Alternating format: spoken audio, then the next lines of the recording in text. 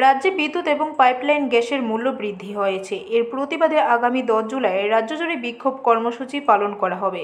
মঙ্গলবার প্রদেশ কংগ্রেস ভবনে সাংবাদিক সম্মেলন করে একথা বলেন প্রদেশ কংগ্রেসের মুখপাত্র প্রবীর চক্রবর্তী।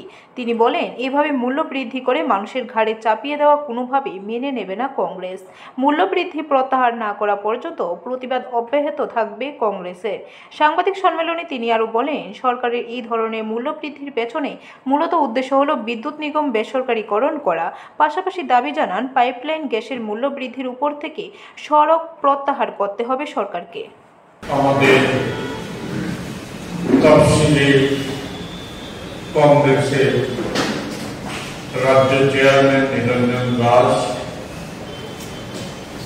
আমাদের যুব কংগ্রেসের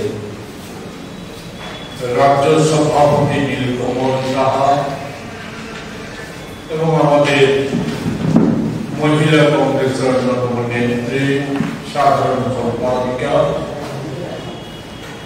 শ্রেয়সী লস্কর, আমরা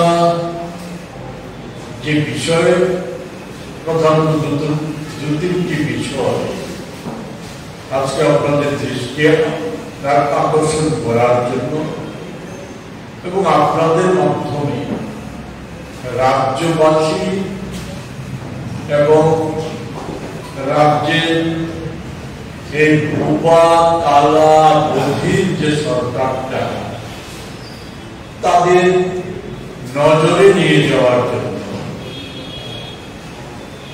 বিষয়গুলি উপস্থিত করার জন্য আমরা এখানে।